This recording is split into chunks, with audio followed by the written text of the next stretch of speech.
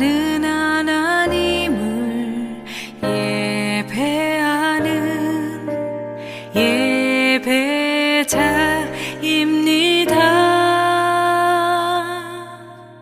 내가 서 있는 곳 어디서나 하나님을 예배합니다.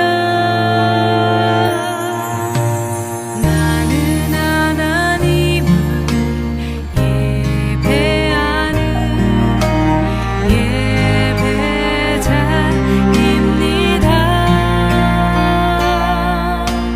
내가 서 있는 곳 어디서나 하나님을 예배합니다.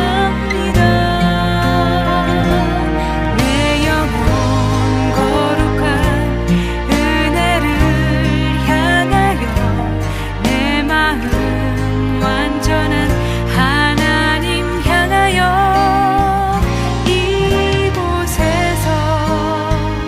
바로 이 시간 하나님을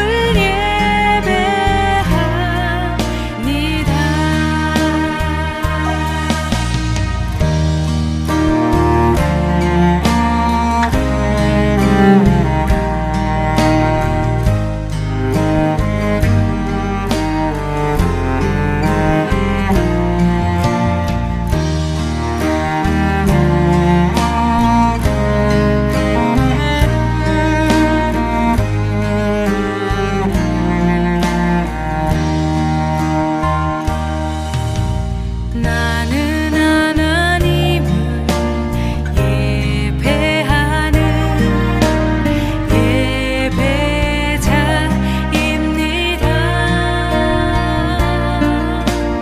내가 서 있는 곳 어디서나 하나님을 예배합니다.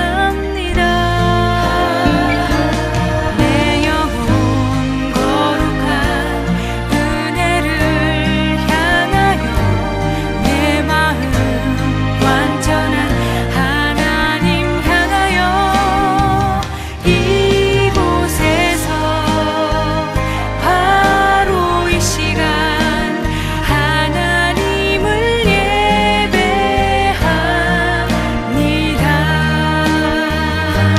내 영혼 거룩한 은혜를 향하여 내 마음 완전한 하나님 향하여 이곳에서 바로 이 시간 하나님을 예배합니다. 내 영혼 거룩한 은혜를 향하여 내 마음 완전한 하나님 향하여 이곳에서 바로 이 시간 하나님을 예배합니다. 이곳에서 바로 이 시간 하나님을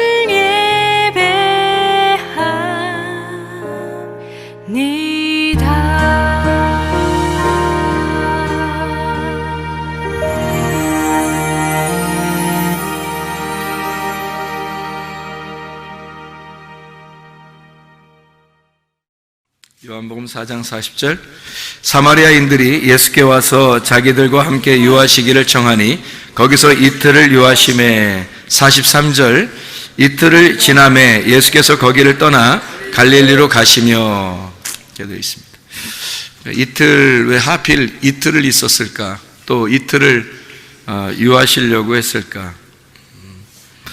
이틀이라고 하는 건 하나 둘 셋 넷 할 때 뭐예요? 하나 둘 셋 넷 할 때 둘이죠? 1, 2, 3, 4 할 때는 2고 그러니까 하필 이틀을 유하시고 하필 둘이고, 이건 무슨 말이냐면 성경은 다 둘로 이루어졌다 이런 말이에요, 사실은. 그러니까 성경은 하나가 아니라 다 둘로 이루어졌어요. 그래서 둘을 잘 알면 그 둘을 통해서 하나를 깨닫게 되는 거거든요. 그래서 둘로 이루어진 그 성경을 우리가 좀 같이 좀 보도록 하려고요. 요한복음 1장 1절부터 5절까지 말씀, 요한복음에 있는 것을 주로 이렇게 보다 보면 두 개로 다 이루어졌다는 것을 우리가 성경을 볼 수 있습니다. 요한복음 1장 1절부터 5절까지의 말씀 보면 뭐와 뭐로 이루어졌어요? 어둠과 빛으로 이루어졌다. 이렇게 두 개로 나누어져서 이루어진 걸 볼 수 있죠.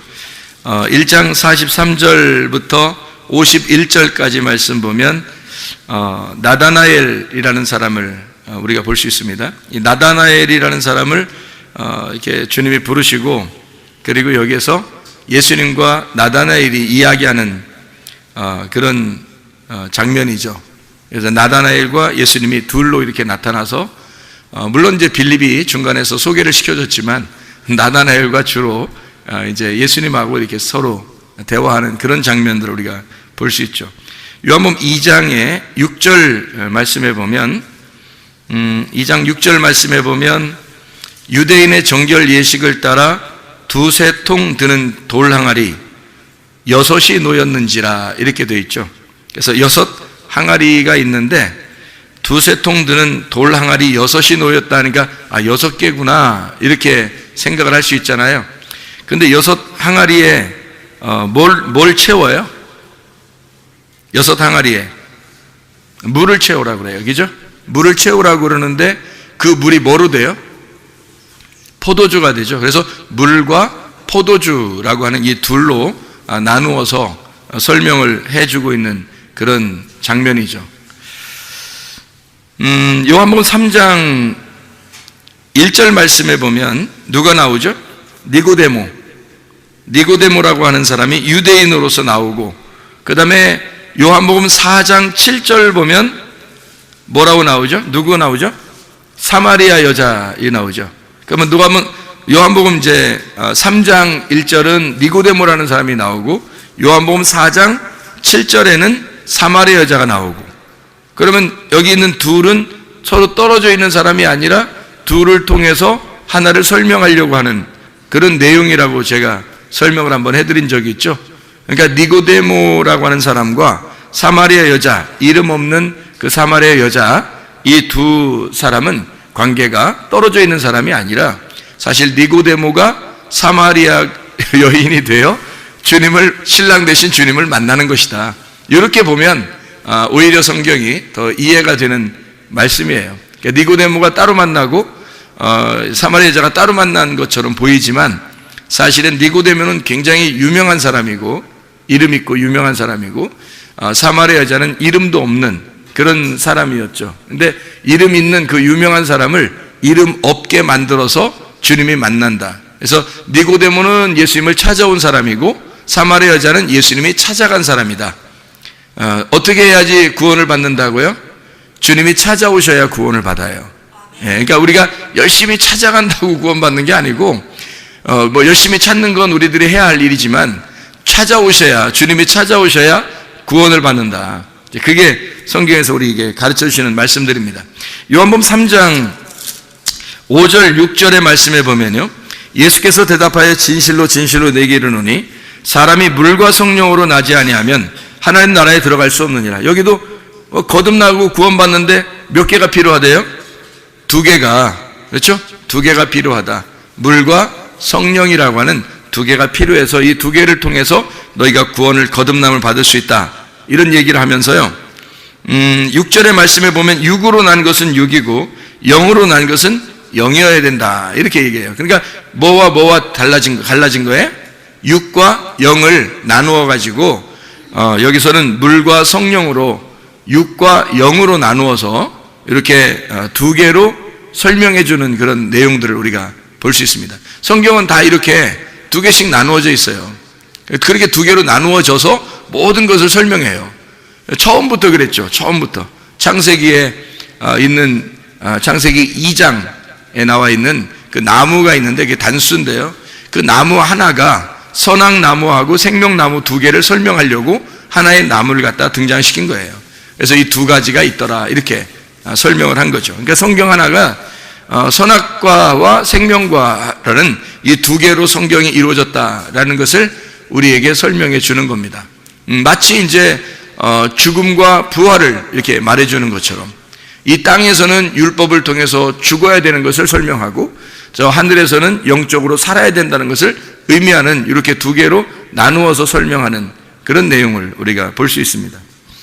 그런가 하면 이제 요한복음 6장을 또 이렇게 보면요, 요한복음 6장 49절 말씀 보면 이렇게 되어 있습니다. 요한복음 6장 49절에 이게 요한복음 6장은 생명의 떡에 대한 이야기인데요, 만나와 생명의 떡에 대한 얘기인데 요한복음 6장 49절에 보면 너희 조상들이 광야에서 만나를 먹었는데 죽었다 이렇게 되어 있죠.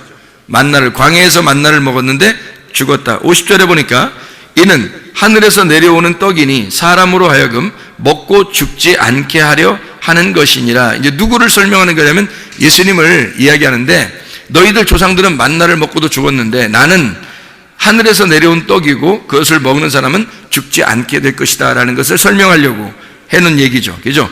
51절에 보니까 나는 하늘에서 내려온 살아있는 떡이니 사람이 이 떡을 먹으면 영생하리라. 내가 줄 떡은 곧 세상의 생명을 위한 내 살이니라 하시니라. 이렇게 이야기를 했습니다. 그러니까 여기서는 뭐와 뭐를 비교한 거예요? 모세의 광야의 떡과 그리고 예수님의 생명의 떡, 요거를 설명해 두 개를 구분해서 나누어서 설명해 주고 있는 얘기죠. 여기에 떡이 있고 살아있는 여기 만나를 먹는 그 떡이 있고요. 그리고 살아있는 떡이 있습니다. 만나는 모세가 광야에서 준 것이고 그리고 예수님은 이제 살아있는 생명의 떡이라 그래요. 예수님이 뭐라고 그래요? 마귀한테 시험 받을 때 사람이 뭐로 살 수 없고 뭐로 산다고요? 떡으로만 살 것이 아니고 하나님의 입에서 나오는 말씀으로 사는 것이다 이렇게 이야기를 했습니다. 그러니까 사람이 떡으로 사는 것이 아니라 말씀으로 산다. 그러면 떡은 전혀 우리가 먹지 말아야 되는 건가요? 빵도 전혀 먹지 말아야 되고 밥도 전혀 먹지 말고 말씀으로만 살아야 되나요? 아니죠. 그러니까 이걸 먹으면서 그건 이 땅에서 꼭 필요한 건데 하늘의 양식이 꼭 필요하다 해서 땅의 양식과 하늘의 양식을 비교해서 이야기하는 거죠. 예수님은 하늘의 양식에 대한 이야기를 한 거고 땅에서 마귀는 이제 돌을 만들어서 떡덩이를 만들어 먹으라 해서 땅의 이야기를 한 거고 예수님은 하늘의 얘기를 한 거고 사람이 떡으로 먹는 게 사는 게 아니라 양식, 생명의 떡으로 이 위에 있는 생명으로 말씀으로 사는 것이다. 이제 그런 이야기를 해준 것입니다. 근데 우리 여러분과 저는 그러면 뭐 떡으로 살자고 얘기를 해야 되겠어요? 모여서 생명의 떡 대신 예수님을 먹자고 말씀 먹으면 살아야 되겠다 이런 얘기를 해야 되겠어요? 우리 모여서 교회 모인 사람들은 다 생명의 떡 대신 예수님 먹자고 모인 것입니다. 이 세상의 떡 먹자고 모인 것이 아니라는 거죠. 근본적으로 그걸 알고 모여야 된다는 거예요. 근본적으로 그게 교회라는 겁니다. 그래서 모세의 광야의 떡과 예수님의 생명의 떡. 그래서 떡이라고 하는 것이 뭐하고 딱 연결해 놨어요? 살이라고 하는 것과 연결해 놨어요. 이 살이라고 하는 것과 연결해서 이것은 나의 살을 너희가 먹으면 이렇게 되죠. 나의 살을 먹으면 너희가 영생하게 될 거다. 그렇게 이야기를 해요. 그러면 여기서 예수님이 말하는 나의 살을 먹으면 너희가 영생할 것이다. 그러면 그 말은 어떤 의미예요? 그러면 예수님을 먹으면 예수님을 먹으면 영생한다. 그 말은 어떤 의미예요? 그 살이 떡이거든요. 피가 포도주고, 그죠? 주의 만찬에서도. 그래서 떡과 포도주라 그래요. 살과 피 이렇게 두 개씩 이렇게 나눠서 얘기한단 말이에요. 출애굽기에 보면 창세기죠. 창세기에 보면 요셉이 감옥에 들어갔을 때 관원장들이 이제 감옥에 들어왔죠. 관원장들이 감옥에 들어와 가지고 한 사람은 어떤 꿈을 꿔요? 떡 그릇을 이렇게 이고 있는 거. 또 한 사람은 술을 담아 가지고 있는 포도주를 담아 있는 거. 그래서 포도주 담아 있는 관원장은 살고, 그죠? 그리고 이쪽에 있는 떡 관원장은 죽고, 그랬죠? 예, 그게 살을 말하기 때문에 그래요. 죽음을 의미하기 때문에 그런 겁니다. 그러니까 피는 이제 예수의 피, 생명을 말하기 때문에 그래서 사는 것을 의미하는 것이고 생명을 말하는 거고 떡은 죽는 걸 의미하는 거고요. 그러니까 이게 떡이라고 하는 게 뭐하고 연결된 거냐면 살이라고 하는 것과 연결된 거예요. 살. 그러니까 살과 떡. 살이라고 하는 건 성경에서 말하는 살, 이거는요 육신이거든. 육신. 사르크스입니다. 이 사르크스가 죽으면 어떻게 된다고요? 사르크스가 죽으면, 그러니까 바사르라고 하는 것이 죽으면, 구약에 있는 바사르 육체가 죽으면 바사르가 된다 그래요. 그 바사르가 죽으면 바사르가 된다. 바사르가 죽는다는 말은 육신이 죽으면 이 말이고, 바사르가 된다는 말은 복음이 된다 그 말이거든요. 그래서 바사르라는 단어가 육체라는 단어와 복음이라는 단어를 같이 쓴단 말이에요. 그래서 복음이라고 그럴 때도 바사르라고 쓰고, 육체라고 쓸 때도 바사르라고 씁니다. 이것이 이제 신약에서는 사르크스거든요. 그럼 사르크스라고 하는 살, 이 살을, 내 살을 먹어라 그거예요. 내 살을 먹어라. 그러면 육신을 먹어라 이 말이잖아요. 그런 육신을 먹어라 그러면 네가 영생하리라 그 말인가요? 아니죠. 예수님이 죽으면 복음이라고 하는 것이 너희를 먹을 것이다. 복음이라는 걸 먹는 것이고, 그 복음을 먹으면, 예수가 복음이니까 그 복음을 먹으면 너희는 영생할 것이다 이 말이죠. 자, 뭘 먹으면 죽는다는 거예요? 만나, 광야에서 있는 만나, 조상들이 먹던 그 만나를 먹으면 죽는다 그런 거고, 예수님의 살을 먹으면 산다 그렇게 얘기하는 거예요. 그러니까 이 예수님의 살이라고 하는 것은 그냥 육신을 말하는 거겠어요? 복음을 얘기하는 거겠어요? 복음을 말하는 거라는 거죠. 복음을 말하는 거죠. 그래서 예수의 살을 먹는 자, 예수의 떡을 먹는 자는 영생하리라 그 말이에요. 조상들이 준 떡은요 그냥 떡이에요. 그것은 죽음을 의미하는 거고, 주님이 이제 주시는 그 살, 그것은 복음을 말하는 거죠. 그래서 복음을 먹어서 살게 된다라고 하는 것을 이야기하는 내용입니다. 요한복음 6장 55절에서 58절까지 말씀이 그 얘기하는 거죠.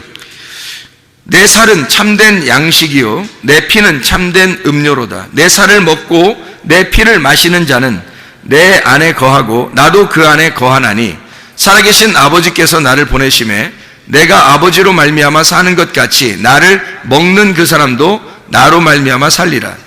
이것은 하늘에서 내려온 떡이니 조상들이 먹고도 죽은 그것과 같지 아니하여 이 떡을 먹는 자는 영원히 살리라 이렇게 말씀하고 있습니다. 그러니까 육은 무익하고 영은 살리라 하는 말과 같은 내용의 이야기예요. 그래서 6장 63절에 이렇게 이야기합니다. 6장 63절에 살리는 것은 영이니 육은 무익하니라. 내가 너희에게 이른 말은 영이요 생명이라 이렇게 돼 있죠. 여기 있는 말이라고 하는 게 여기서 로고스 말이에요, 레마 말이에요? 레마라는 말이 영이요 생명이라 그런 말이에요. 그래서 로고스가 아니라 여러분에게 직접 적용되는 말씀, 여러분에게 주어지는 말씀들이 있단 말이에요. 그 주어지는 말씀이 오면 그게 영이고 그게 생명이라는 거예요. 그게 복음이 된다는 걸 얘기하는 거예요. 우리 모두에게는. 그러니까 조상들이 먹은 그런 떡, 그런 살 이런 게 아니고요. 예수님이 주시는 그 살, 예수님이 주시는 그 음료, 이것은요 우리에게 주시는 영원한 것이다, 영이다, 영생하는 것이다 라고 하는 얘기예요. 그래서 육은 무익한데 영은 영원한 것이다. 그래서 말씀이 영이요 생명이다, 살리는 것이 영이다 이렇게 이야기를 하는 거죠. 그래서 육과 영을 이렇게 나누었습니다. 그래서 여기 말씀이 말씀들이에요. 내 말하는 것들, 말씀들 이 말이에요. 그것이 말씀들이 여러 씨가 떨어진단 말이에요. 여러 씨가 떨어져. 그게 레마예요. 그게 막 여러 씨가 떨어져서 자기한테 들어오는 거거든요. 자기한테 들어오면 딱 하나가 심어져요. 그러면 그 다음부터 말씀 안 듣는다는 얘기가 아니라 다른 말씀을 들으면서 영향이 공급되는 거예요. 계속 우리는 그 말씀으로 살아가는 거예요. 그 레마라는 말씀으로 살아가게 돼 있단 말이에요. 그 씨를 받음으로. 그게 말씀들이에요. 그게 생명이라는 얘기고, 육은 무익하다 이런 얘기를 한 겁니다. 자, 그런가 하면 이제 요한복음 8장을 한번 봐봐요. 요한복음 8장 6절 8절에 보면 이렇게 돼 있죠. 그들이 이렇게 말함은 고발할 조건을 얻고자 하여 예수를 시험함이로라. 예수께서 몸을 굽히사 손가락으로 땅에 쓰시니 그렇게 돼 있죠. 그리고 8절의 말씀에 보면 다시 몸을 굽혀 손가락으로 땅에 쓰시니, 왜 이렇게 예수님은 두 번씩이나 이렇게 쓸까요? 두 개니까. 두 개로 설명해 줘야 되니까. 하나로 설명하는 게 아니니까. 그래서 두 번을 갖다 땅을 쓰시는 거예요. 그러면 두 번의 땅을 글을 쓴다고 하는 것은 어떤 의미를 얘기하는 거예요? 땅에 글을 썼다. 땅에 글을 썼다. 그리고 두 번째도 땅에 글을 썼다. 똑같이 땅에 글을 쓴 거죠. 근데 두 번째 쓴 건 다시 글을 쓴 거예요.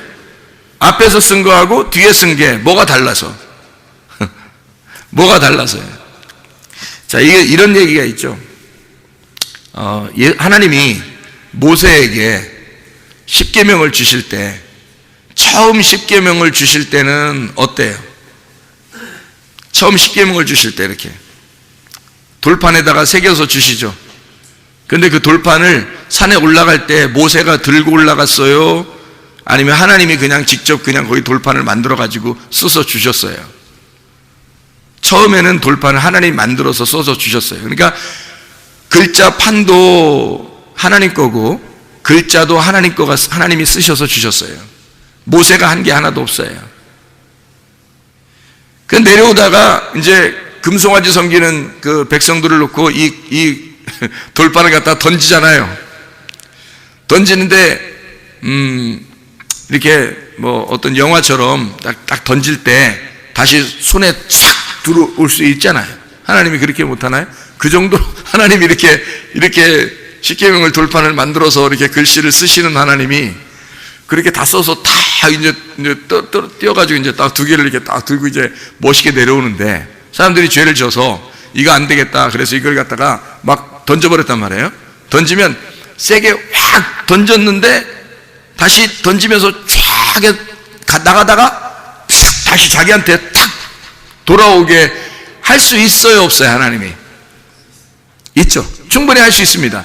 그 정도 능력. 아니 처음부터 글씨를 쓰신 분이 하나님인데 그거 내 거를 어디다 던져 그러면서 내 거를 어디다 던져 그러면서 다시 확 가슴으로 들어오게 할 수 있죠. 근데 그렇게 안 하시죠. 그렇게 할 수 있는 능력이 있으신 분인데 그렇게 안 하신다고. 그냥 다 깨지도록 만들어버려요. 그렇죠? 그래 놓고서 다 깨뜨리니까 이제 하나님도 어떻게 다시 써줘야 되겠죠. 그래서 모세한테 뭐라 그래요? 이제 네가 돌판 깎아서 가져오라 그래. 하나님이 돌판 깎는데 상당히 좀 시간이 걸리고 그래서 그런가요? 글씨 쓰는 건 괜찮은데 말씀이니까 막 쓰나내려가는 건 쉬운데 돌판 깎는 건 좀 힘들어서 이제 깎아 올 때는 이제 네가 깨뜨렸으니까 올 때는 네가 이게 돌판 깎아서 가져와라. 그래 힘들어서 그랬을까요? 아니면 뭔가 이유가 있을까요? 뭔가 이유가 있겠죠. 그죠? 그래서 돌을 이렇게 깎아가지고 모세가 가져갔어요. 가져가니까 하나님이 거기다가 글씨를 갖다가 이제 하나님이 쓰시는 거예요. 거기다가. 왜 그렇게 하실까요? 그래서 법궤 안에다가요, 법궤 안에 집어넣은 십계명은 요겁니다. 모세가 깎아 가지고 가서 하나님이 글자를 써준 그 돌판을 집어넣으라는 거예요. 법궤에다가. 그거 들고 다닌 거예요. 왜 하나님은 그런 식으로 했을까요? 이 일을? 하나님이 직접 다 하면 좋은데? 왜냐하면 두 가지이기 때문에 그렇습니다. 성경은 두 가지로 나오기 때문에 그래요. 예. 그러니까 첫 번째 것은 깨져야 할 돌판이에요. 두 번째 것은 깨지면 안 된다는 거죠. 첫 번째는 왜 깨져야 되는 거예요, 그럼? 하나님이 이 땅에 오셔서, 말씀이 이 땅에 오셔서 죽으셔야 되니까.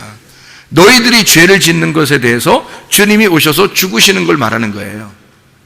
그리고 두 번째 다시 만든 그 돌판, 거기다 글씨만 써줘요. 그럼 이건 누가 만들었다고요? 자기가 만들었다고요.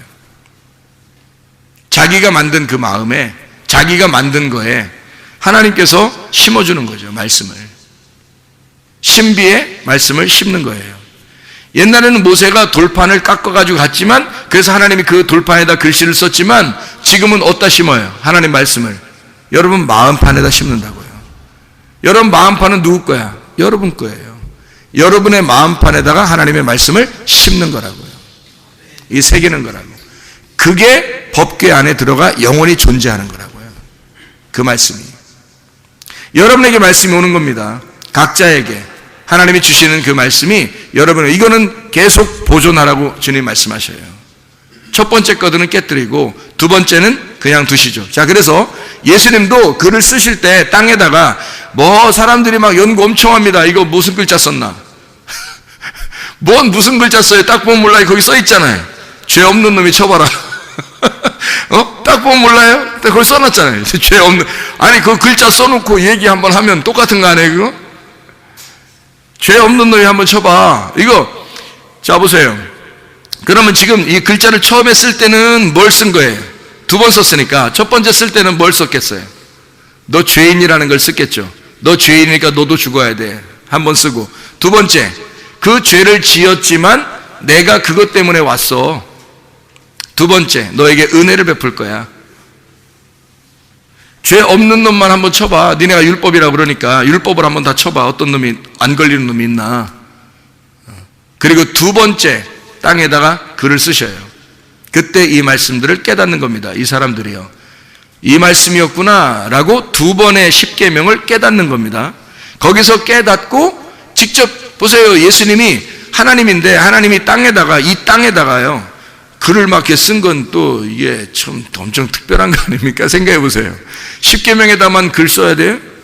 그 산에 있는 돌판에다가만 막 하나님이 막 손가락이 나와서 막 쓰고 그러면 진짜 멋있는 거예요? 땅에다 쓰면 안 되는 거예요? 땅에다 직접 썼잖아요, 예수님이.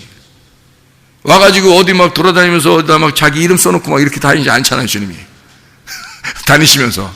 여기다 글씨 써놓잖아요. 가늠한 여자 여기 때, 요때 딱 써놓는 거예요. 두 번을 글씨 쓰는. 뭘 쓴 거예요? 두 번의 십계명과 두 번의 말씀이 똑같다는 거죠. 그게. 하나는 너희를 죽이는 율법이고 하나는 너희를 살리는 율법이야. 두 가지가. 그래서 가늠한 여자를 나는 살릴 거야. 너희들이 죄 없다면 쳐봐. 죄 없는 자는 나밖에 없어. 이 여자를 죽일 수 있는 여자는 나밖에 없는 거야. 근데 내가 살릴 거야. 내가 대신 죽고 내가 살릴 거야. 그게 이 장면이거든요. 놀라운 장면입니다. 두 번의 글씨를 땅에 썼죠. 하나는 육체를 위한 율법이고요, 하나는 영을 위한 은혜의 말씀이란 말입니다. 이해가 되겠어요? 이렇게 두 개로 나누어져 있다고요. 성경이 그렇게 나누어져 있어서 주님이 그걸 설명하는 거예요. 그래서 예수님이 이 앞에 있는 것은, 앞에 쓰는 것은 살을 의미하는 거고, 뒤에 있는 것은 그 살이 복음을 의미하는 거고요. 앞에 있는 글은 내가 죽으러, 십자가를 지러 내가 죽으러 간다는 말이고, 두 번째 있는 이 말은 내가 그 죽고 부활하여 내가 너희들을 살리러 간다, 이렇게 이야기하는 두 개의 말씀을 설명하려고 두 번을 땅에다 쓰는 것이다. 자, 요한복음 8장 23절의 말씀을 봅니다. 예수께서 이르시되 너희는 아래에서 났고 나는 위에서 났으며 너희는 이 세상에 속하였고 나는 이 세상에 속하지 아니했다. 이 세상에 속한 것과 이 세상에 속하지 않은 것, 이렇게 나와 있는 말씀입니다. 요한복음 8장 35절의 말씀, 8장 35절, 종은 영원히 집에 거하지 못하되 아들은 영원히 거하나니, 이렇게 되어 있습니다.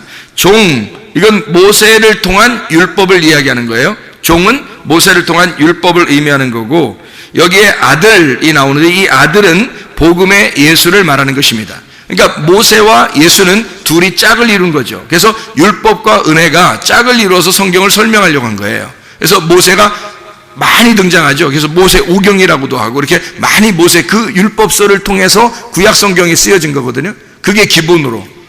그러니까 예수님은 또 복음서에 있잖아요. 복음서에 마태, 마가, 누가, 요한이라는 복음서를 통해서 신약 성경이 쓰여진 거고요. 구약은 모세 오경을 통해서 구약 성경이 쓰여진 거고, 신약은 예수님을 통해서 신약이 쓰여진 거고, 그래서 모세와 예수님은 짝을 이룬 거예요. 하나는 율법이라고 하는 종의 형태를, 하나는 아들을 통해서 복음의 형태를 설명하는 것이다. 이렇게 나누어서 설명하는 내용입니다. 요한복음 8장 44절의 말씀 보면 너희는 너희 아비 마귀에게서 났으니 너희 아비의 욕심대로 너희도 행하고자 하느니라. 그는 처음부터 살인한 자요 진리가 그 속에 없으므로 진리에 서지 못하고 거짓을 말할 때마다 제 것으로 말하느니 이는 그가 거짓말쟁이요 거짓의 아비가 되었음이라. 이렇게 이야기를 합니다. 너희 아비 마귀, 그리고 예수님은 뭐라 그러면 나는 나의 아비에게서 왔다. 그러니까 예수님의 아버지가 있다. 하나님 아버지가 나의 아버지다, 이런 얘기죠. 너희들이 아버지라고 부르는 그 아버지는 마귀야, 이렇게 얘기하고, 반대로 자기는 아들이니까 나의 아버지가 하나님이야. 내 아버지가 하나님인데 너희들이 나를 죽이려고 하는 걸 보니까 반대, 마귀다 이 말이에요. 반대 입장에 있다. 그래서 너희는 마귀들의 자식이다. 너희들은 거짓말쟁이고 나는 진리 안에 있는 거다. 그래서 거짓과 진리를 나누고 마귀와 하나님을 나누고 여기에 있는 거짓말쟁이들과 진리를 말하는 자 예수를 분리해내는 거예요. 이게 두 개로 나누어서 설명하려고 성경을 쓴 것입니다. 자, 요한복음 9장도 한번 보죠. 요한복음 9장 35절부터 41절까지의 말씀에 보면요, 보는 자가 있고 보지 못하는 자가 있어요. 보는 자가 있고 보지 못하는 자가 있다. 잘 생각해 보세요. 보는 자는 예수님께서는 뭐라 그래요? 원래 보지 못하는 자가 죄인이거든요. 그래야 이제 보게 하는 것이 주님의 뜻인데, 예수님이 볼 때는 보는 자를 여기서 뭐라 그러냐면 죄인이다 이렇게 말해요. 너희가 본다고 그러니까 죄가 그대로 있다 이렇게 말하고, 너 보지 못하면 죄가 없을 텐데 그래요. 그러니까 소경이 죄가 없다는 거예요. 죄인은 보는 자를 죄인이라고 그러고 진짜 맹인이라 그렇게 말해요. 여기서 보지 못하는 사람을 맹인이라고 그러는데 이 사람은 의인이라고 그럽니다. 이 사람은 죄를 인정한 거예요. 내가 죄인입니다. 나는 보지 못하는 자입니다. 인정하게 되니까 이 사람을 눈뜬 자라고 주님이 말씀하시는 거예요. 영적으로 보면. 그러니까 영적으로 예수님은 보는 자와 보지 못하는 자, 보는 자를 맹인으로, 보지 못하는 자를 눈뜬 자로 설명을 하는 거죠. 이렇게. 얼마나 아이러니컬합니까? 주님이 설명하는 그 내용들이. 여러분 어떤 상태예요? 자기가 눈 떴다고 생각합니까? 아니면 주님 내가 죄인입니다. 난 소경입니다. 겸손하게 주님께 고백하는 사람들입니까? 요한복음 10장을 한번 또 보죠. 요한복음 10장에 8절 말씀해 보니까요, 나보다 먼저 온 자는 다 절도요 강도니 양들이 듣지 아니하였느니라. 먼저 온 자가 있다는 거예요. 그게 절도며 강도래요. 그러면 뭐 다음 이제 절도며 강도인 반대로 온 자가 있을 거 아니에요. 요한복음 10장 10절 말씀입니다. 도둑이 오는 것은 도적질하고 죽이고 멸망시키려는 것이고 내가 온 것은 양으로 생명을 얻게 하고 더 풍성히 얻게 하려 함이라. 11절에 나는 선한 목자라 선한 목자는 양들을 위하여 목숨을 버리거니와 이렇게 되어 있습니다. 잘 생각해 보세요. 선한 목자가 누구예요? 예수님이에요. 목사가 아니에요. 여기 서 있는 뭐 목사가 선한 목자 이런 거 아닙니다. 뭐 희생을 강요하지 마세요. 목사가 무슨 뭐 희생하는 사람입니까? 아니에요. 희생은 예수님이 다 하셨어요. 저를 위해서도 희생하셨고 여러분을 위해서도 희생하셨어요. 목사한테 희생을 강요하면 안 됩니다. 목사가 양심상 자기 양심상 바르게 살려고 하는 거지 이게 뭐 희생을 여러분이 강요할 의무는 없어요. 저도 주님에게는 양이고 사랑스러운 양이고 여러분도 주님의 사랑스러운 양이에요. 우리는 목자는 예수님밖에 없어요. 그 목자가 선한 목자가 목숨을 버린대요. 그렇게 목숨을 버리신 거예요. 그렇게 십자가에 못 박혀 돌아가시면서 다 이루었다 그랬는데 목사가 또 죽어야 돼요? 그거 아니잖아요. 예수님이 다 이루었다 그러면 다 끝난 거예요. 그 빚이 다 끝난 거예요. 그러니까 선한 목자는 양들을 위해서 죽고 끝낸 거예요. 모든 빚을 다 갚아셨어요. 더 이상 목사가 대신 또 갚아야 될 게 없어요, 여러분. 아유, 목사님이 대신 또 십자가 따라가겠잖아요. 따라가서 죽으라겠잖아요. 그러니까 그럼 나만 죽어야 돼요? 여러분 생각해봐요. 나만 따라가서 나만 죽어? 그게 뭐예요? 여러분 다 따라가자고 그러고 여러분이 다 십자가를 지고 자기를 부인하고 따라가는 그 말은 나에게도 하는 거고 여러분에게도 하는 거지. 예수님이 다 끝냈다니까요. 끝낸 그 예수님을 우리가 따라가는 거예요. 나도 따라가고 여러분도 같이 따라가자는 얘기지. 우리 목사님은 십자가를 지고 따라가서 죽어야 돼. 희생을 강요하지 말라고요. 그거 다 끝난 일이라고. 여러분과 제가 그 주님을 따라가는 거라고요. 어느 날 우리도 다 죽는다고요. 예. 자, 이래서 절도며 강도가 있고 그리고 선한 목자 예수님이 있단 말이에요. 이렇게 두 개로 나누어서 뭘 한다고요? 성경이라고 하는 이것을 설명하려고 하는 것이다. 이런 얘기죠. 그러면 절도며 강도가 뭐라고? 먼저 온 자라고요. 먼저 온 자. 먼저 온 자들이 누구예요? 성경에서. 대표적으로 성경에 먼저 온 자들이 누구예요? 아담, 노아, 아브라함, 모세, 다윗, 침례 요한, 이런 사람들이 먼저 왔잖아요. 그죠? 뭐 엘리야도 그렇고요. 예수님의 하나님의 그 말씀을 가지고 있는 자인데 하나님의 말씀을 가지고 그들이 먼저 왔다고요. 먼저 와서 사람들을 자기에게로 인도했단 말이에요. 그죠? 바리새인들도 마찬가지죠. 그들을 따른 거예요. 모세를 따르고. 이해가 돼요? 모세를 따르고 엘리야를 따르고 다윗을 따르고 노아를 따르고 아브라함을 따르고 자기들도 아브라함을 따라가는 자들. 근데 예수님은 그들에게 너희들은 아브라함의 자손이라고. 아니야, 그게. 너희들은. 그러니까 부자와 거지 나사로의 그 설명을 하면서 누가 아브라함 품에 있다고요? 거지 나사로가 있는 거라고 얘기하잖아요. 부자들 너희들이 있는 게 아니다. 너희들 말씀 안다고 아브라함 품에 있다고 하지만 너희들 아니야, 이렇게 말하잖아요.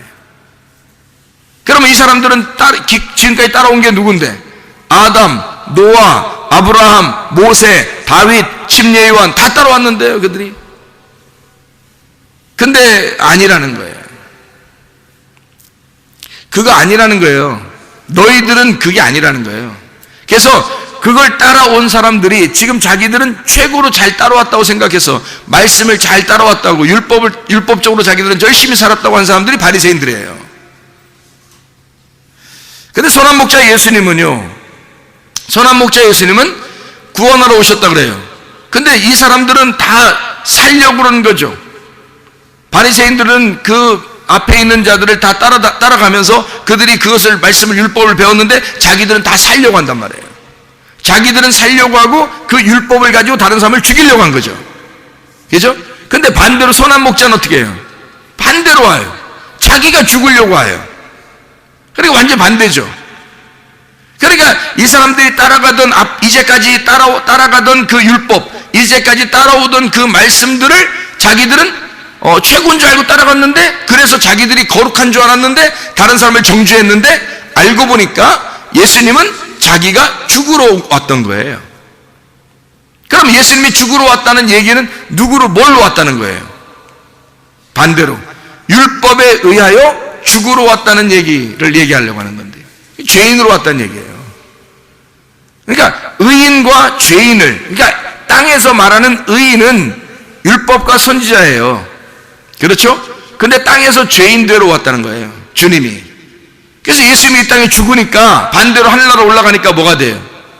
죄인이 의인 되는 거예요. 의인들은 죄인 되는 거고. 그래서 이 땅에서 눈을 뜬 자는 하늘나라에 눈 감은 자가 되는 것이고, 이 땅에 눈을 감은 자는 하늘나라에 눈을 뜨는 자가 될 것이다. 그런 얘기를 하는 거죠. 위의 문이 열리는 거죠. 아래에서 문이 닫힌 사람들이 자기가 문이 닫혔다 이렇게 고백하는 사람들에게 눈이 열리는 거죠. 하늘의 문이 열리는 거예요. 그걸 부활했다 그러는 거예요. 무덤에서 부활했다. 무덤 문이 열렸다. 네 속에 있던 무덤 문이 열렸다. 그런 이야기를 하는 거죠. 요한복음 10장 26절 27절의 말씀입니다. 26절 27절. 너희가 내 양이 아니므로 믿지 아니하는도다.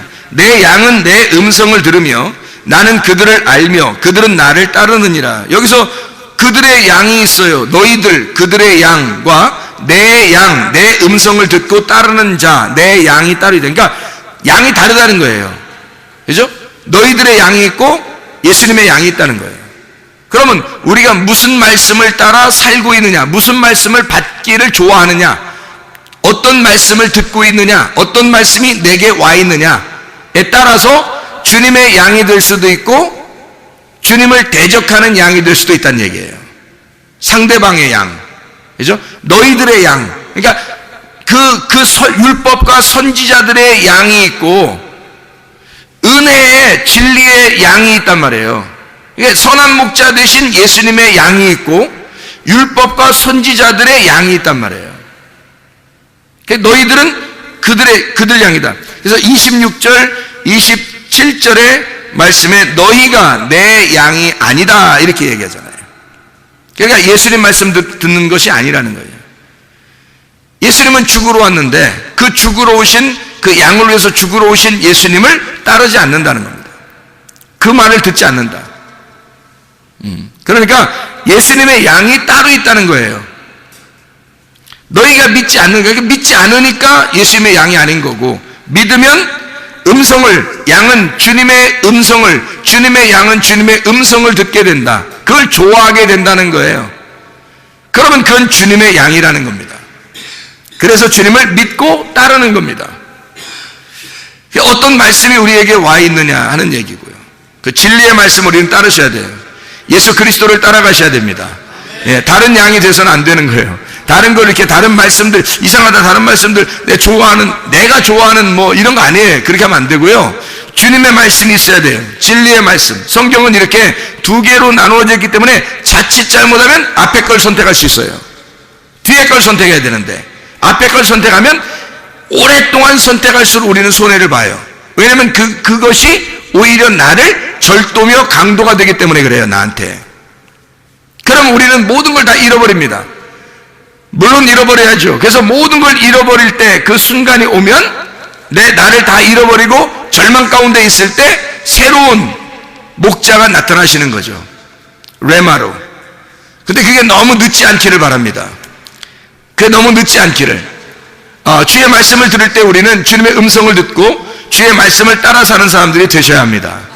요한복음 11장 43절 44절의 말씀에 보면요, 이 말씀을 하시고 큰 소리로 나사로야 부르시니 나오라, 나사로야 나오라 부르시니 죽은 자가 수족을 배로 동인 채로 나오는데 그 얼굴은 수건에 쌓였더라. 예수께서 이르시되 풀어놓아 다니게 하라 하시니라. 이렇게 되어 있죠. 나사로는 성경에서 어떤 사람이에요? 죽은 자죠. 예수님은 어떤 자예요? 자, 나사로는 죽은 자고, 그 무덤에 있는 거고요. 예수님은 누구예요? 여기서 그러면 죽은 자를 살리는 분이잖아요. 그죠? 죽은 자를 살리는 분이니까 죽은 자와 죽은 자를 살리는 분이 있어요. 그러면 여기서 나사로는 죽은 자인데 이 죽은 자를 뭐라고 표현해요? 묶여있는 자라는 얘기예요. 묶여있는 거를 죽은 자라 그렇게 표현하는 거예요. 그럼 묶여있는 자를 다른 말로 따지면요, 깨닫지 못하고 있다는 얘기입니다. 깨닫지 못하고 있다. 이렇게 깨닫지 못하고 묶여있는 나사로를 예수님을 만나면 예수님이 와서 어떻게 이거를 풀어주죠. 자유롭게 풀어줍니다. 묶인 것을 풀어주는 거예요. 그러면 풀어준다는 말을 다른 말로 말하면요, 깨닫지 못하고 있는 걸 깨닫게 해주고 있다는 얘기입니다. 그럼 풀리는 거죠. 무덤에 갇혀 있는데 무나메이온이라고 하는 이 기억 상실, 생각이 없는, 그것에 막혀있는 그 기억이 기억이 딱 매여있는, 묶여있는, 풀어지지 않는 풀어지지 않는 그 생각을 주님이 이 무덤을 열어서 이 기억을 되살리는 겁니다. 생각을 갖다가 생각나게 만들어주시는 거예요. 이게 부활이라고요. 주님은 풀어주는 자고 나사로는 죽은 자라는 거죠. 주님은 살려주는 자고 나사로는 죽은 자고. 이해가 되겠어요? 이게 두 개로, 하나는 죽는 자요, 하나는 살려주는 자로 두 개로 설명하고 있잖아요. 자, 또 한번 봅니다. 요한복음 16장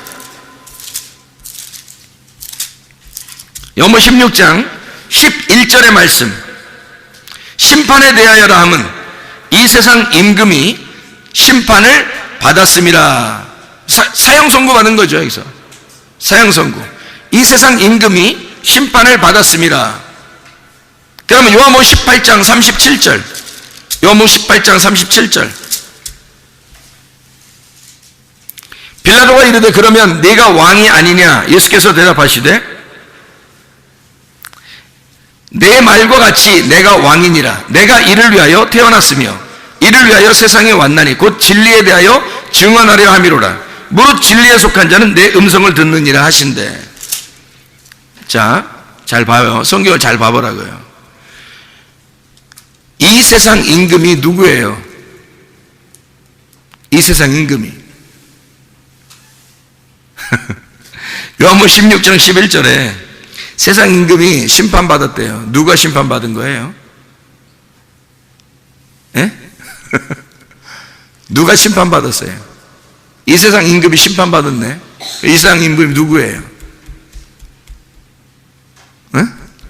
누가 심판받죠? 이 세상 임금이 누구냐고요? 아니, 시간 많이 가게 하지 말고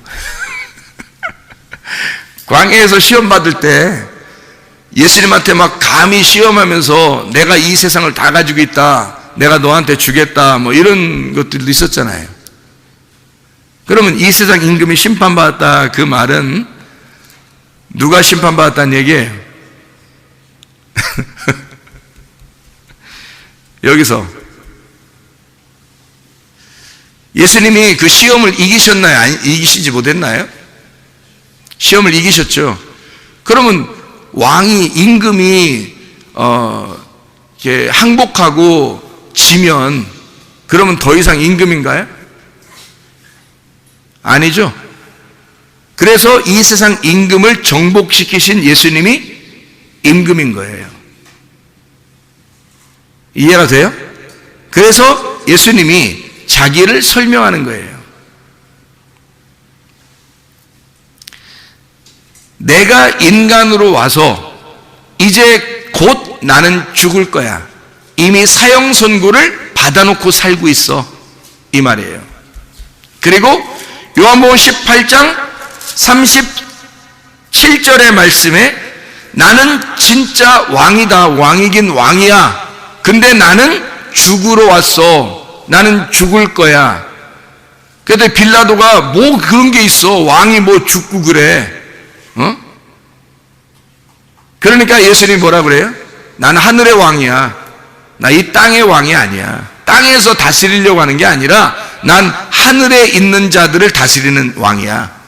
그러니까 영적으로 구원받은 자들을 다스리려고 내가 왕이 되려고 그래. 그래서 나는 죽으려고 그래.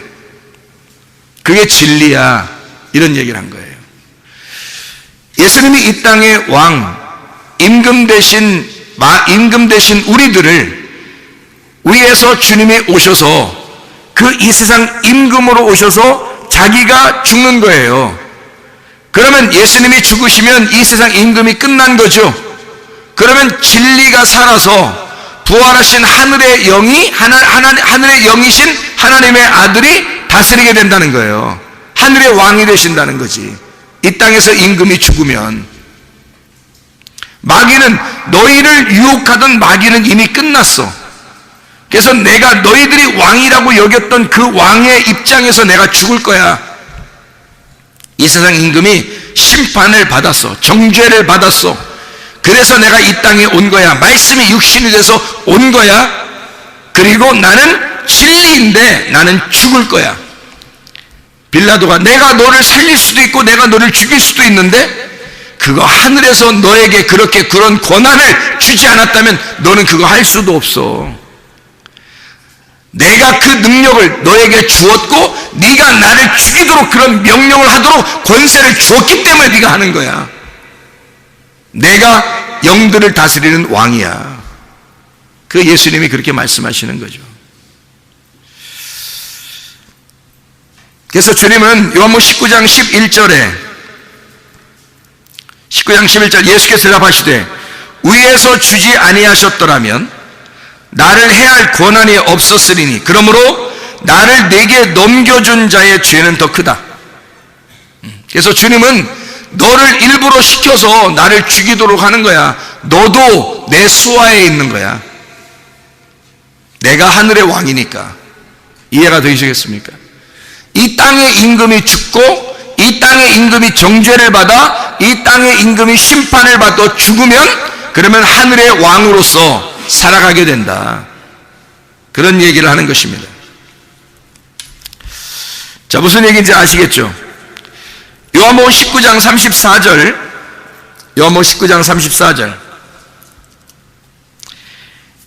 그중 한 군병이 창으로 옆구리를 찌르니 곧 피와 물이 나오더라. 이렇게 두 가지로 설명하고요. 요한일서 5장 6절 7절 8절에는 물과 피로 임하신 자니, 그래서 성령은 물과 피로 임하신 이것을 증거한다. 이렇게 요한일서 5장 6절 7절 8절에는 설명하고 있습니다. 자, 우리 이제 앞으로 가가지고요. 요한복음 6장 한번 9절을 한번 봐봐요. 요한복음 6장 9절. 여기 한 아이가 있어 보리떡 5개와 물고기 2마리를 가지고 있나이다. 왜 보리떡만 얘기하면 되지 왜 물고기 2마리까지 얘기하나요? 2마리죠. 물고기 2마리. 그것도 보리떡 5개, 물고기 2. 다섯을 둘로 나누어 설명하겠다. 그래서 다섯을 둘로 합하면 일곱이 되는 예수님을 말하는 것이다. 이 두 개가 나누어지는 것이 아니고 하나가 되어야 된다. 그래서 볼떡 5개와 물고기 둘을 5개를 둘로 설명해서 이 두 개가 합쳐지면 7이 된다. 7 예수님이 된다. 이것을 먹은 자들이 이 땅에서 안식을 누리는 거예요. 그래서 예수님 안에서 안식을 누리는 사람들이 됩니다. 요한복음 8장 17절 18절 너희 율법에도 두 사람의 증언이 참되다 기록되었으니 내가 나를 위하여 증언하는 자가 되고 나를 보내신 아버지도 나를 위하여 증언하시느니라. 두 명이 돼야 증인이 되니까. 그래서 둘씩 전도하러 보내는 거예요. 증인이니까. 어느 단체들을 얘기하는 거 아닙니다. 이게 예수님이 둘을 갖다 설명하기 위해서 그런 거예요. 둘씩 보내는 이유는 두 가지씩을 설명해 주라는 얘기예요. 두 개씩을 나누어서 잘 설명해 주라. 이 성경이 그렇게 되어 있으니까 이 두 개를 나누어서 잘 설명해 주라는 뜻이에요. 둘씩 보내는 것은. 예수님이 자기를 증거하는데 다른 사람을 사용하지 않습니다. 왜요? 예수님은 하나님이니까 다른 증인들을 필요로 하지 않아요. 예수님이 증인이 되고 아버지가 증인 되신다 그렇게 말해요. 아버지가 예수님인데 아버지가 아들이고 아들이 예수님이거든요. 하나님이거든요. 그러면 아들이 아버지고 아버지가 아들인데 예수가 자기가 증인이 되고 내 아버지가 증인이 된다는 말은 자기가 전적으로 증인된다는 얘기거든요. 그럼 이걸 왜 두 가지로 설명하면 증인은 둘이 돼야 되니까. 성경은 둘로 나누어져서 이어진 거니까. 그런 내용이니까. 그래서 둘을 설명하는 거죠. 요한복음 8장 18절의 말씀, 내가 나를 위하여 증언하는 자가 되고 나를 보내신 아버지도 나를 위하여 증언하시느니라. 두 사람의 증언이니까 아들과 아버지죠. 그러면 우리가 주님의 증인이 되려면 어떻게 돼야 돼요? 주님의 증인이 되려면 그러니까 우리 속에 누가 들어와야 돼요? 아버지의 아들이 들어와야 돼요. 그래야 증인이 되는 거예요. 그럼 아버지의 아들이 우리 속에 들어오면 어떤 것을 증거할까요? 예수가 나 때문에 정죄받으시고 죽으셨다는 걸 증언하겠죠? 무슨 말인지 알겠죠? 정죄는 내가 받을 테니까 너는 반드시 살아야 된다라고 하는 것을 주님이 내게 가르쳐 주셨다라고 증언하겠죠. 그죠? 그래서 주님이 나를 위해 정죄를 받으시고 심판받아 죽으실 테니 너는 대신 살아라. 죽음과 부활을 설명해 주고 있는 내용이죠. 그게 증인이라는 겁니다. 그걸 잘 설명해 내는 사람이 증인이라는 거예요. 성경의 증인. 자, 요한복음 14장 6절 말씀입니다. 잘 아는 말씀이죠? 14장 6절 예수께서 이르시되 내가 곧 길이요 진리요 생명이니 나로 말미암지 않고는 아버지께로 올 자가 없느니라. 누가 증인이에요? 다 하시는 거예요. 길, 진리, 생명 예수님이 다 하시는 거예요. 20절 말씀 봐요. 요한복음 14장 20절 말씀. 그날이 어떤 날이에요? 부활의 날, 네가 눈이 떠지는 날, 네가 깨닫는 날, 네가 무덤의 문이 열리는 날, 그 날에는 내가 아버지 안에, 너희가 내 안에, 내가 너희 안에 있는 것을 너희가 알리라. 이 부활의 날에는 너와 내가 하나인 것을 네가 알게 될 것이다. 그런 말이죠. 그러면 증인이 예수와 우리 안에 들어온 예수가 증거한다는 얘기예요. 그렇죠? 예수이신 부활하신 그 예수님과 나를 살리신 그 예수님이 이 예수와 그 예수가 같이 길과 진리와 생명을 설명하게 될 것이다. 그런 얘기예요. 요한복음 14장 15절 16절 17절의 말씀입니다. 너희가 나를 사랑하면 나의 계명을 지키리라. 내가 아버지께 구하겠으니 그가 또한 다른 보혜사를 너희에게 주사 영원토록 너희와 함께 있게 하시리니 그는 진리의 영이라. 세상은 능히 그를 받지 못하나니 이는 그를 보지도 못하고 알지도 못함이라. 그러나 너희는 그를 아나니 그는 너희와 함께 거하시며 또 너희 속에 계시겠음이라. 뭔 얘기예요? 하나됨이에요.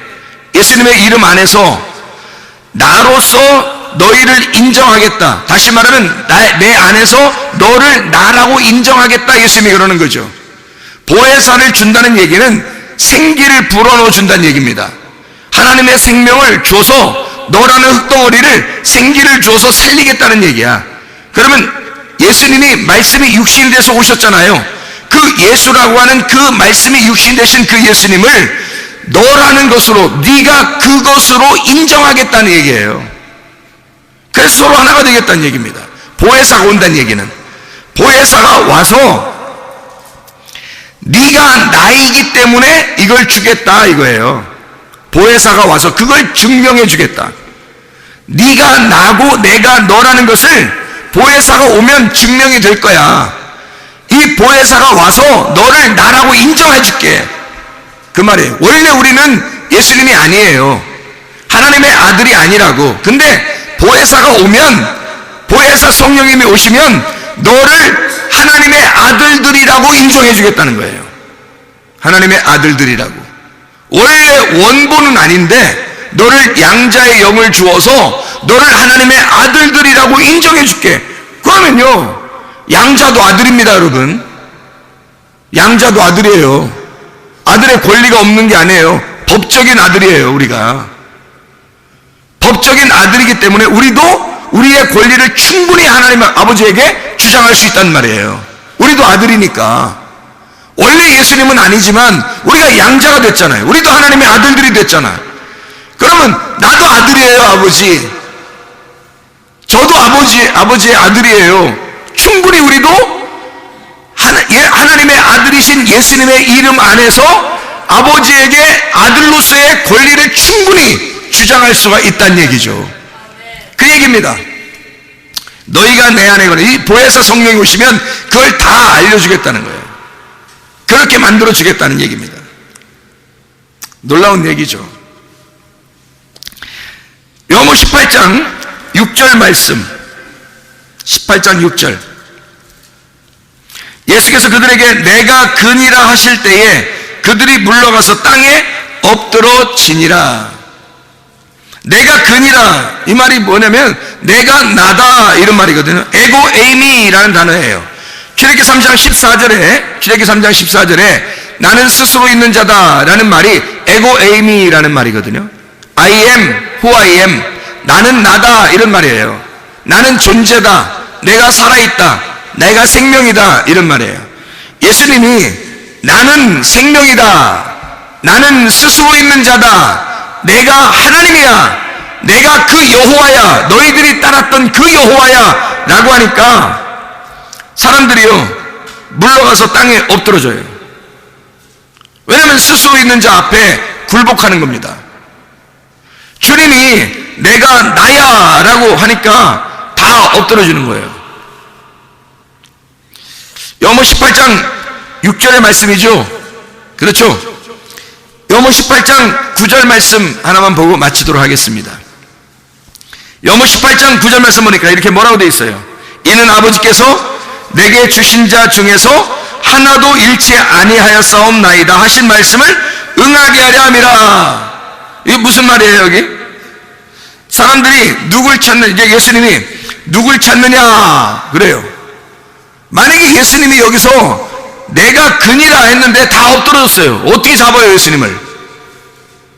그러니까 예수님이 뭐라고 그러냐면 누구 찾냐 이렇게 물어봐요. 그래서 사람들이 뭐라면 나사렛 예수라 그렇게 말하잖아요. 그러니까 예수님 말하기를 내가 그니라, 나야 이렇게 말하잖아요. 나를 찾거든 이 사람들이 가는 것을 용납하라 이래요. 거기서 예수님이요 참 놀라운 의리 하나를 지켰다 그런 거예요. 왜 좀 멋있는 사람이 이러잖아요. 영화에서도 멋있는 사람은 내가 다 당할 테니 이들은 다 가라고 해라. 이들은 다 너희들은 다 집에 돌아가, 내가 다 담당할 테니까 뭐 이런 거 있잖아요. 뭐 멋있게. 여기서도 꼭 영화 장면 같잖아요. 두목 예수님이 부하들을 집에 좀 보내달라. 내가 두목만 잡으면 되지 않냐? 나만 잡으면 되잖아. 다 보내라. 응? 쟤들은 살려줘. 내가 잡힐 테니까. 어우, 진짜 멋있는 장면 아닙니까? 근데 이런 의미일까요? 아니면 하나도 잃지 않겠다 하는 말이 무슨 의미일까? 이 말은 너희가 아니니까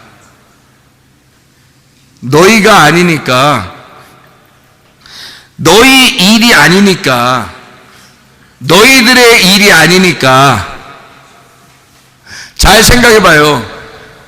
예수님의 일이지 제자들의 일이 아니란 말이에요. 지금 여기서 잡히시는 이 일은요, 예수님의 일이지 제자들의 일이 아니라고요. 제자들이 감당할 만한 일이 아니라고요. 이게 예수님이 다 짊어지셔야 할 예수님의 일이었다고요.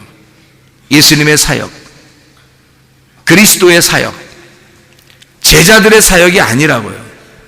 그래서 이들은 하나도 잃어버리지 않도록 양들을 위하여 자기 목숨을 버리는 것이 그리스도의 역할이었다고요. 내가 죽을 테니 너희들은 살아라. 내가 죽을 테니 너희들은 살아라. 그게 주님의 이 땅에 내려오신 사역이십니다.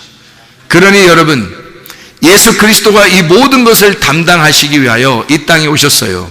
우리는 그 하늘에서 오신 그 예수를 받아들여서 이 땅에서 그 하늘에서 오신 예수를 이 땅에서 전파하는 증인들입니다. 예수 그리스도를 받아들이고 말씀이신 예수님을 받아들여서 이 두 개의 말씀으로 오신 예수님을 우리 속에 깊이 받아들여서 이 말씀을 다른 사람들에게 세상에 전하는 이 예수의 증인들이라고요. 여러분과 제가, 우리는 살아있는 자예요. 하나님의 영을 받아 살아있는 자가 되면 하나님 안에 있는 자고 하나님이 우리 안에 거하시는 자가 된다고요. 그러면 하나님이 우리 안에 거하셔서 우리는 하나님의 증인이 된다고요. 이 하나님의 영을 받지 못한 자들은 하나님의 증인이 될 수 없어요. 자기가 그 레마를 경험하지 않고서는, 자기가 하나님의 영을 경험하지 않고서는, 그 하나님의 영이 자기 속에 들어오지 않고서는, 그 예수의 그 영이 내 안에 오지 않고서는 예수의 증인이 될 수가 없습니다. 예수는 예수를 증거하니까, 예수는 홀로 예수를 증거하십니다. 여러분을 사용할 때 여러분을 사용하는 게 아니라 예수가 자기가 우리에게 들어와서 자기가 자기를 증거하는 거예요. 여러분과 저는 하나님의 영이 우리 안에 있어야 됩니다. 하나님의 영이 우리 안에 거하여야 우리도 주님 안에서의 증인이 되는 거예요. 주의 증인으로 살다가 주님 만나시기를 바랍니다. 우리 하나님 아버지 사랑과 은혜를 감사를 드립니다. 하나님의 말씀을 이렇게 두 가지로 나누어서 써 있는 말씀들을 우리 같이 나누었습니다. 하나님, 말씀이 육신이 되어 우리 가운데 거하신 주 예수가 하나님의 성령께서 우리 안에 거하셔서 예수의 증인으로 살다가 주님 만나게 도와 주시옵소서. 예수 그리스도 존귀하신 이름 받들어 기도 올려옵나이다. 아멘.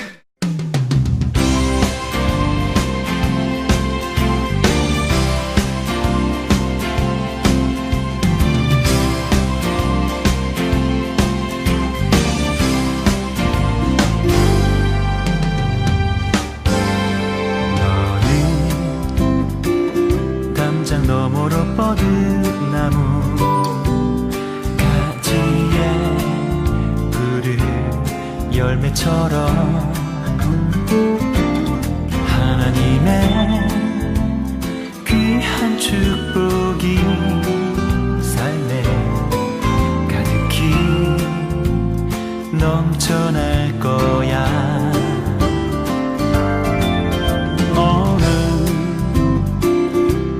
시련이 와도 능히 이겨낸 강한 발이 있어. 전능하신 하나님께서 너와 언제나 함께 하시니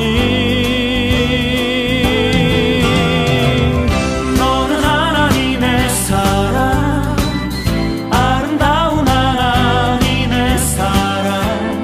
나는 널 위해 기도하며 내 길을 축복할 거야. 너는 하나님의 선물, 사랑스러운 하나님의 열매, 주의 품에 꽃 피운 나무가 되어줘.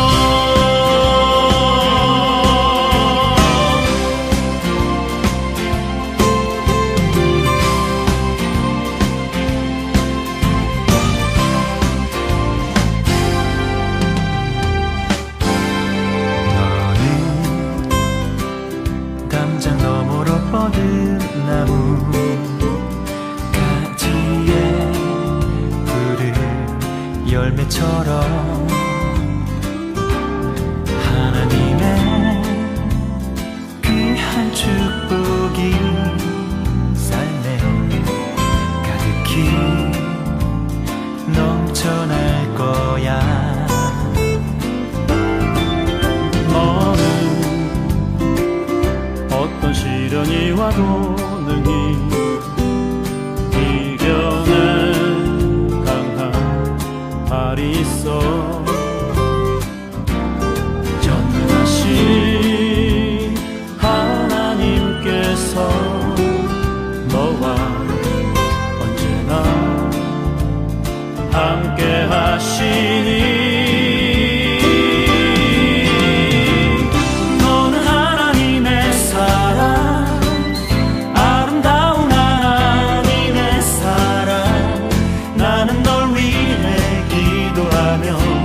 내 길을 축복할 거야.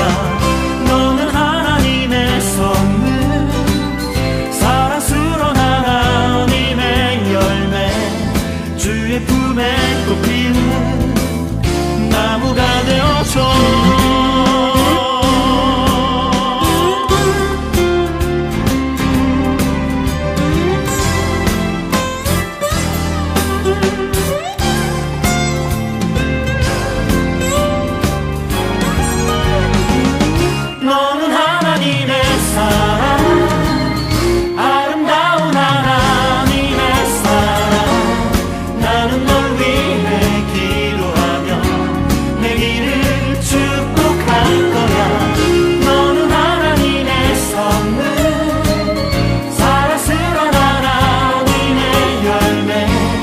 주의 품에 꽃 피운 나무가 되어줘.